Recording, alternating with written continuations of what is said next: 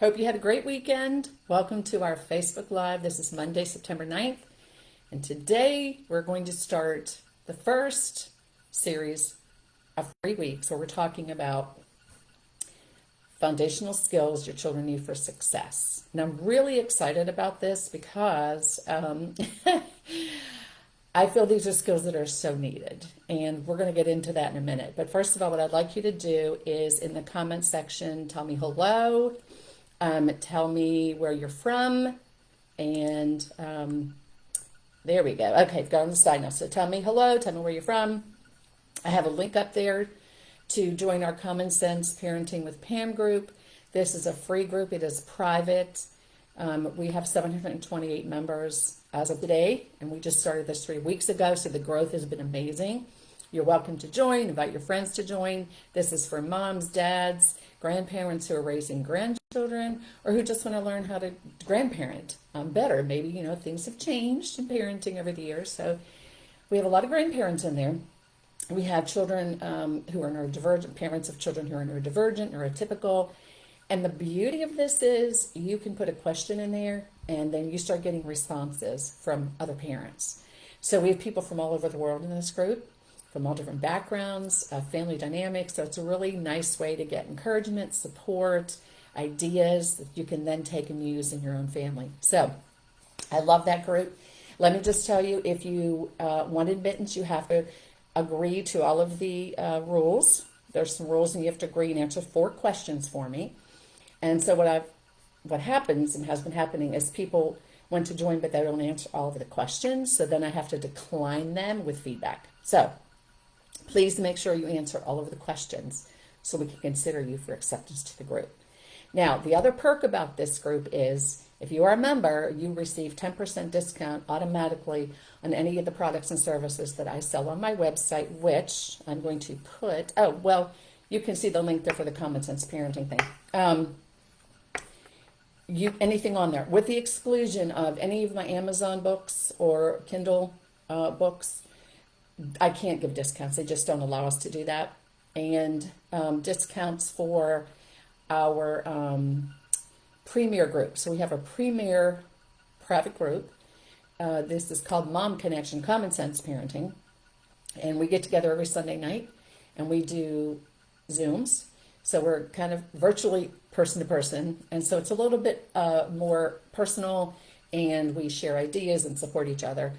That we don't open up until October for membership in December. So all of that and the information on the Common Sense Parenting for Pam, they're all in on my website. Just look under membership. Okay. The other thing is, I want to thank you all for responding to my reel, asking for your choice of how you prefer to learn best.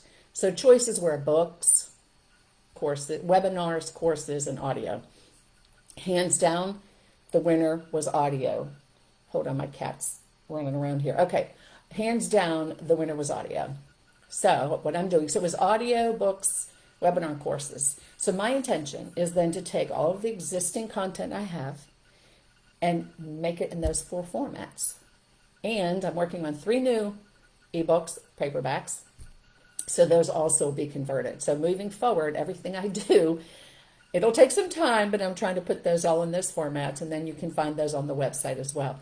I'm starting with audio. So I'm going to start with my existing content and recording those and putting them up on my website. Eventually maybe get them into Audible, but you can at least download them from my website, and then you can, as you're driving the kids to school, coming home from school, or you're just driving to work, you can listen to that content. So I'm excited about that. Now, if you're just hopping on, say hello, tell me where you're from. The the foundational skills. Okay, so let me tell you, I've been a parent for 45 years. I've worked in childcare for 40. And I spent 20 of those years going into childcare classrooms and assessing them for quality and working with them to improve it. And I worked with all sorts of facilities, private, for-profit, nonprofit, school settings, Head Starts, church-based, family childcare homes. I worked with them all. I've probably worked in over 500 classrooms in 3 different states, over 1,500 teachers. So I've been around parents, children, teachers, and interestingly enough, what we'd see rising to the surface were always these same issues that needed to be addressed, no matter what the setting was. And it wasn't always in every setting, but this is very typical. We'd see things like behavior management, speaking respectfully and positively to children, and manage a classroom effectively. Well, guess what? I have over 286,000 followers on Facebook right now from all over the world. All different cultures, children of all different ages, different abilities, different family dynamics. And guess what I keep seeing rising to the surface? The same issues. Okay, I hear it from parents. I see it in the comments people make on my reels. I watch other people's reels and I learn from them. And I keep seeing these same things coming up over and over and over again.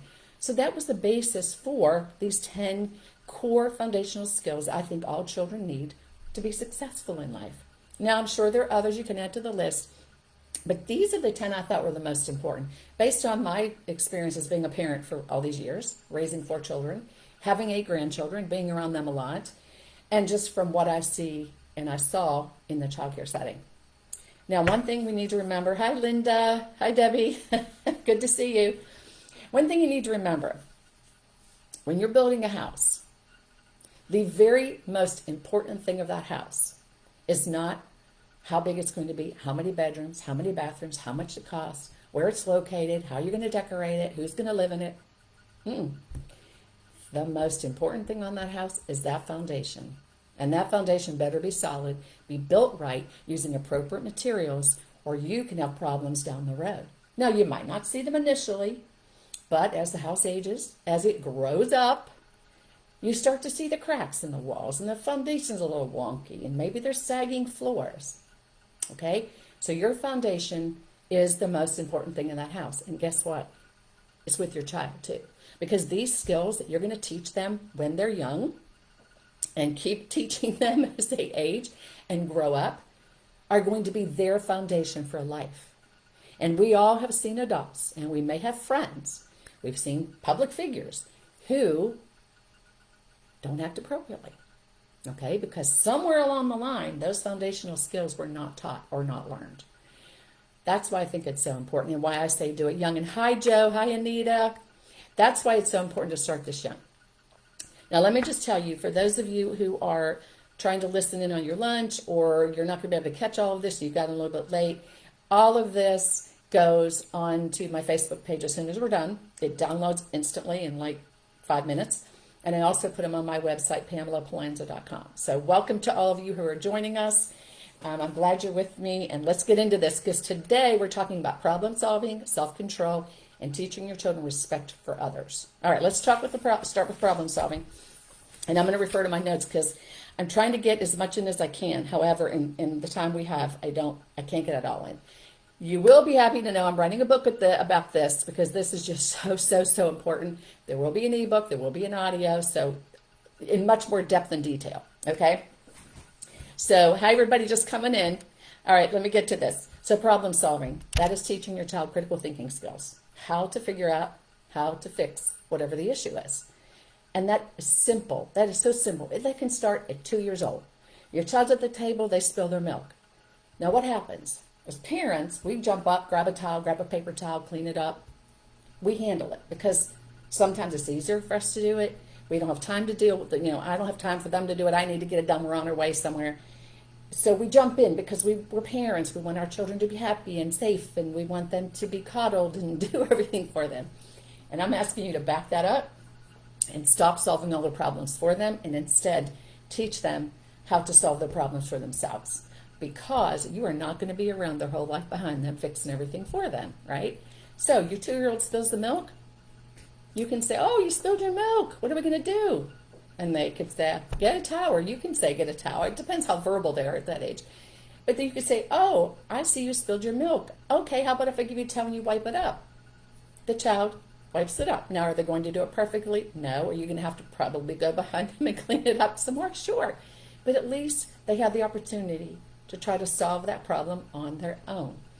When children can do those things for themselves, it gives them confidence, it gives them pride, it gives them self-esteem that they can fix things for themselves.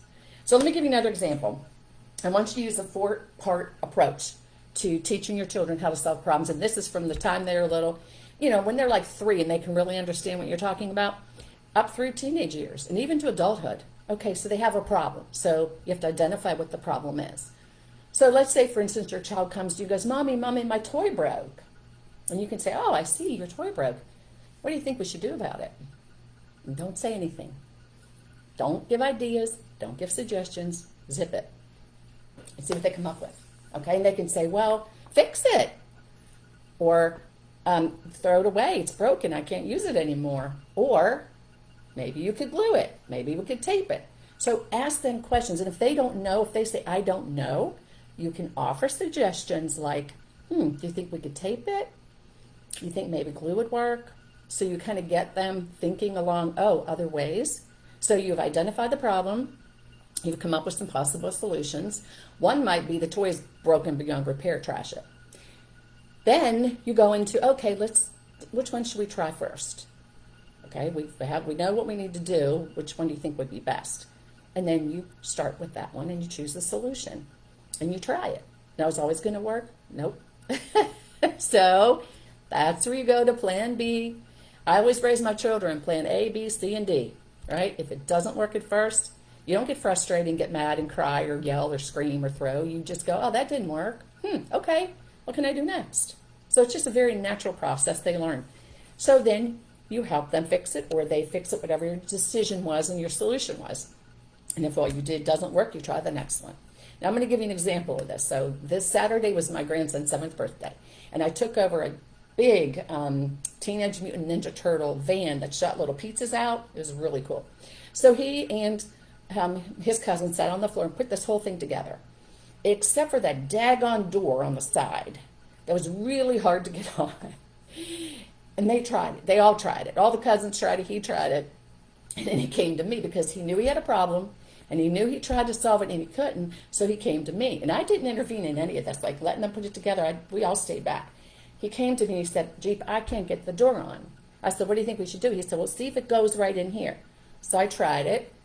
I could not get that stinking door on. So here was my problem to solve. I go, well, who else can fix this, do you think? I passed the buck. He gave it to Daddy, and guess what Daddy did? He fixed it. So we identified the problem. We came up with solutions. We tried it, and it worked. Okay? So it's very, very simple.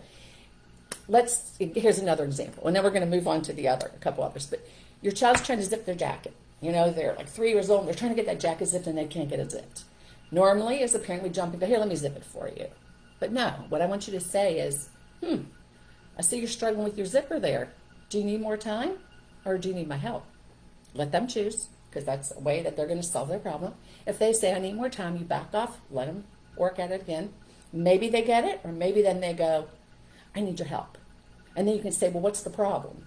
Is it I don't know what you call that thing where you put the zipper in. I call it the doohickey. They can't get the zipper and the doohickey right all the way down. What's the problem? And let them tell you instead of you assuming. And then you say, oh, well, if you put it here, but make sure you push it all the way down, see if that works. And you let them try it and then zip it up. And then you say, wow, you solved this problem. Look at that. Another quick example, my grandson, 2.5. He's getting on his little bike one day. He has training wheels. And he tries to get on. He put his foot on one pedal. He tried to sling his leg up over the other side, but the seat, his shoe kept getting caught on that seat. So I didn't say anything. I just stood there. Normally, you pick him up, put him on, or lift his leg up. I just watched him. I didn't say a word. And he said, oh, I know what I'll do. I'll fix it. He walked around the bike.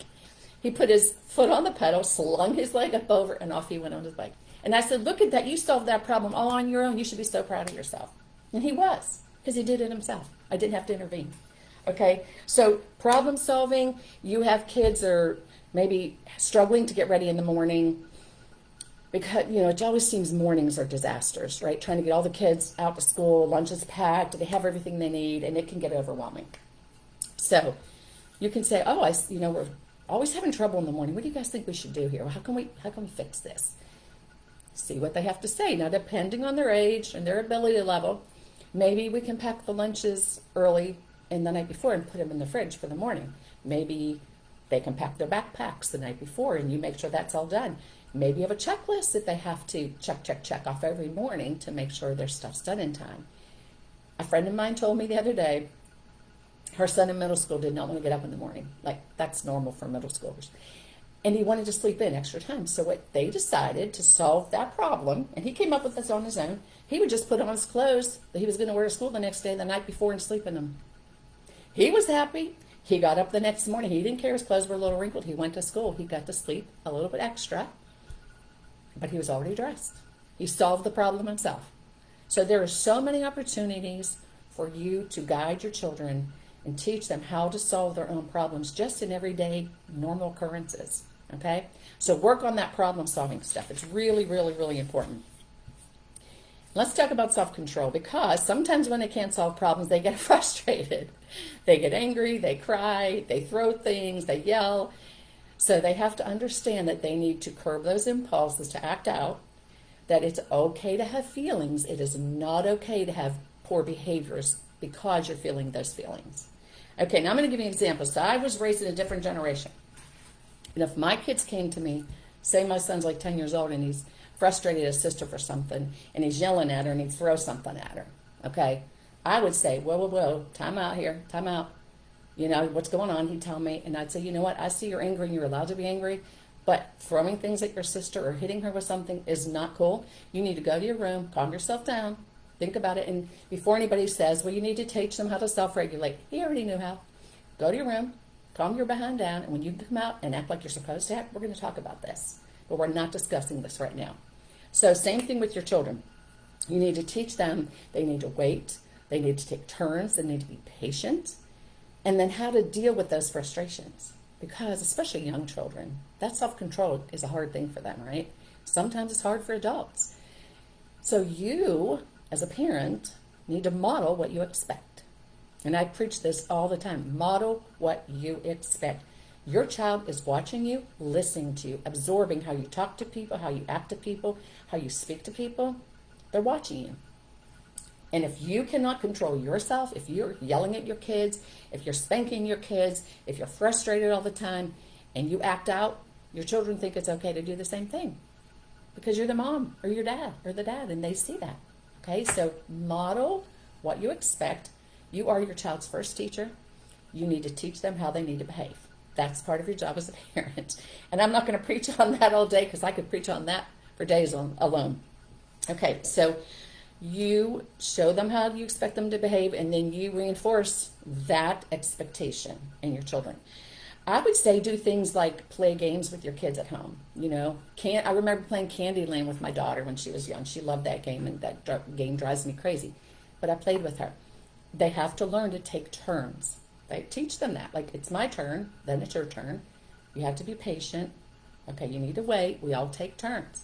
You can do things like explaining. Say your kid comes to you and says, it's close to dinner time.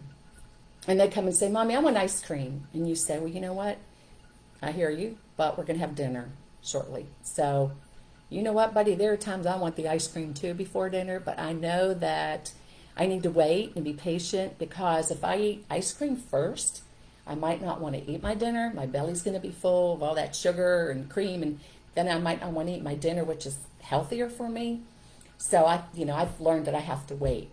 So you just explain that to your children, that they understand that you have those same issues you deal with all the time, but this is how you handle it. So you kind of teach them how to do that.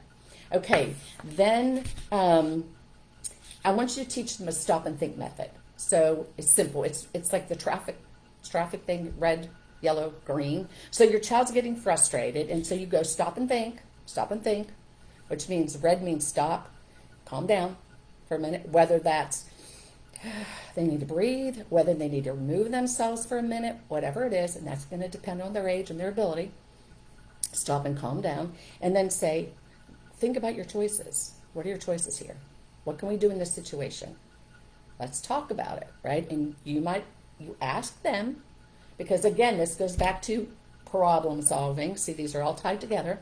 So you say, what do you think we need to do here in this situation? And let them come up with choices. And then go ahead and pick the best choice. They learn that themselves. Because here's the deal. You're not always going to be behind your children all their life fixing these issues for them and teaching them how to be in self-control and how to solve their problems and how to have respect for others, which we're going to go into next. You need to teach them that so they can go through life and manage their own behaviors.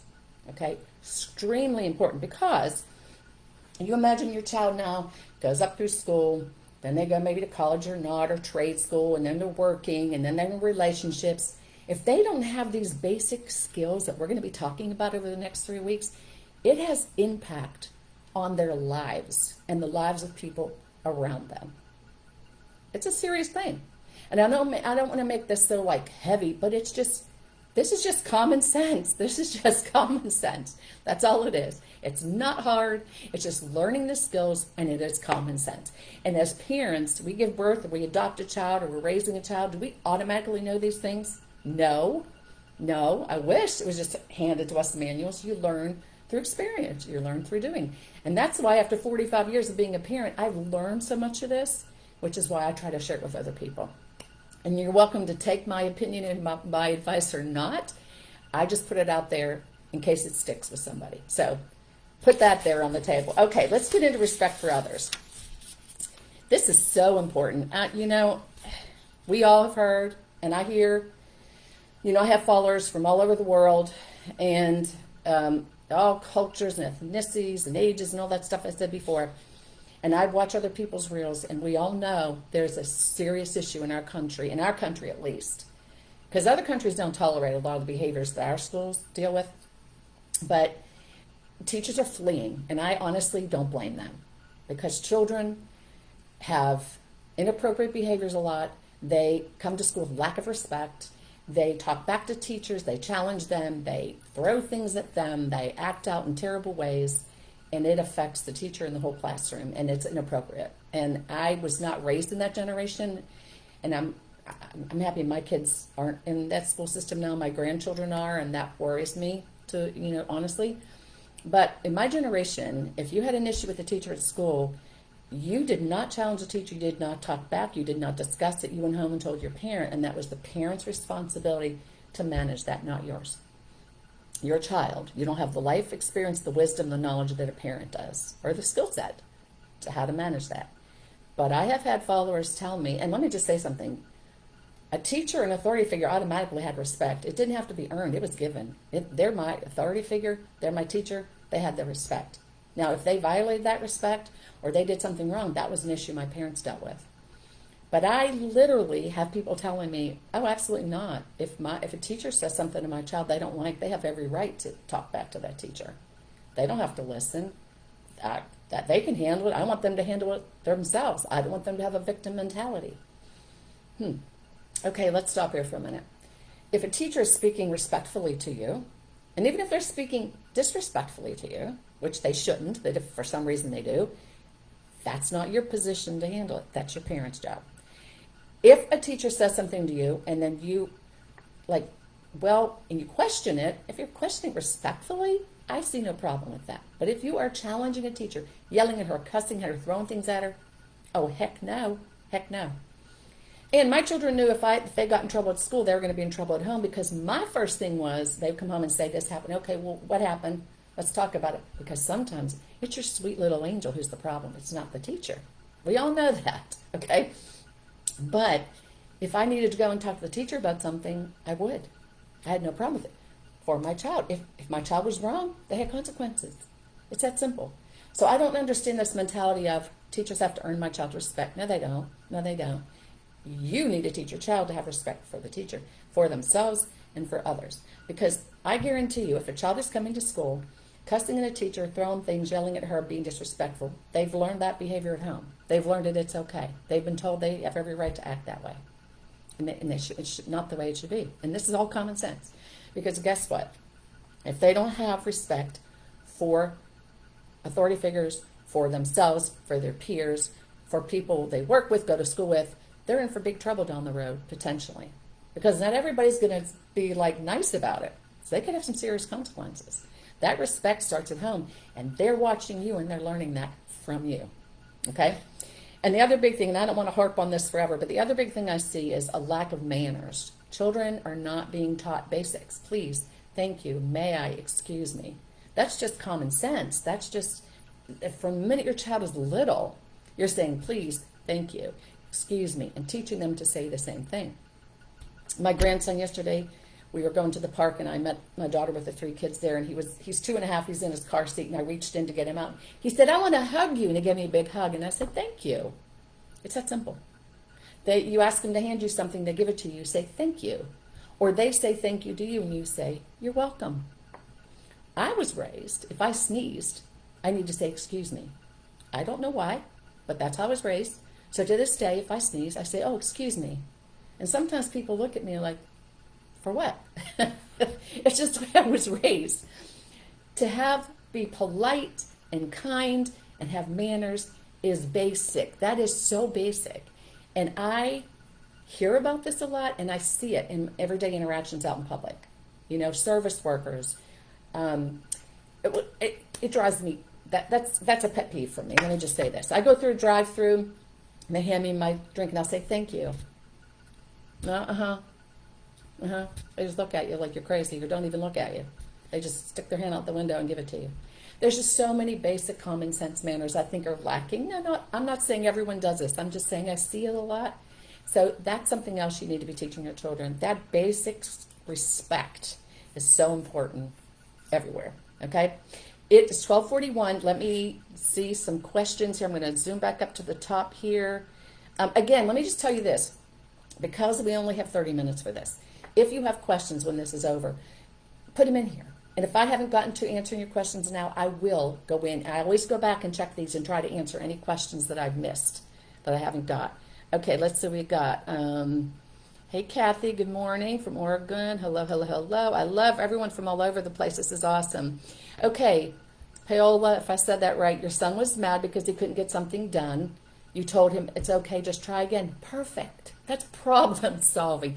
And that's teaching him self-control. You know what? Didn't work. It's not the end of the world. Let's figure out what's next. Okay? It's very simple. Some of this stuff, that's what I said, it's so common sense and so simple. And I think a lot of times we expect it to be much more complex and involved, but it's just not. Okay. Let's see what else we have. Self-bend. Manners are a must in my home. Very good, Tammy. Manners should be a must in your home. People should be having respect when they come into your home. And you all know this. Your kids will bring friends home who have no respect and don't know how to use manners. And it's so obvious, like within minutes. And I remember all my kids were taught how to have manners, but I remember my youngest one, she would like go over to a friend's house and the parents would comment and say, wow, your daughter's so polite and she uses her manners. And I was like, yeah. I didn't think it was a big deal, but that was like, wow. It should just be common sense. It should just be normal. Okay. Okay, Anita with the ODD, that's out of my wheelhouse. Here's what I would encourage you to do. If you want to join our group, if you're not in the Common Sense Parenting with Pam group, join it. Go to my website, PamelaPalanza.com. Ask to be in there. Pose that question, and you're going to get parents who have children with ODD who can give you better solutions than I ever could. Okay, what does the parents do when your kiddos teaching? Yes, Generations Farm. Yes. If you are teaching your kids to speak Spanish, teach them manners in Spanish. Same thing. Because if they interact with people and you're using their Spanish, they also need to be polite and use their manners. Okay, screaming 3-year-old Donna. Time out for 3 minutes on stairs. Okay, here's what I say to that. I don't like timeout. I did a whole session, a whole Facebook Live on timeout versus time in. So in this case, when you're timing him out, if he's screaming and you're having him sit, I wouldn't call it timeout. I'd say you need to calm down.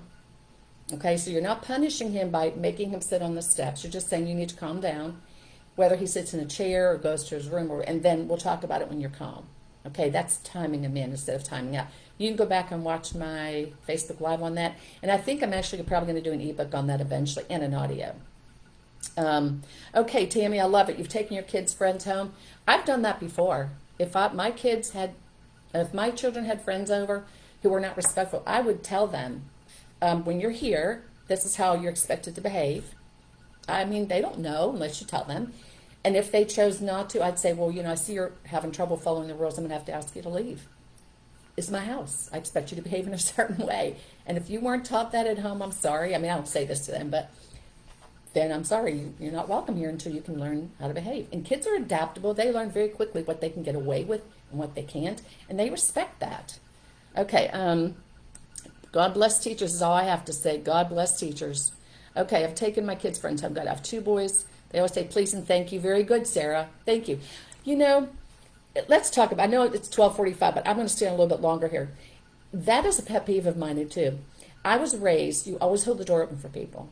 I don't care how old they are. It doesn't matter. If you're going out a door and somebody's coming behind you, you hold it open. If you're getting ready to go in a door and you see somebody's coming towards it, you open the door and stand back and let them enter or exit. Okay? People do that for me. I say, thank you so much. I even say to people, somebody must have raised you right. And I tell adult men this, and they just smile, and they're like, yeah, my mom taught me that, right? I am just amazed at the number of people who walk right past you and never say thank you. And other people go, well, I didn't ask them to open the door for me. Well, no, you didn't, but they did it. You could at least say thank you. So that's just, there we go. So that's what I'm saying. I'm just seeing some of this lack of how to be respectful. Okay. Teaching my kids to say yes, ma'am, and yes, sir. I will tell you, I grew up in the North. We did not say ma'am and sir.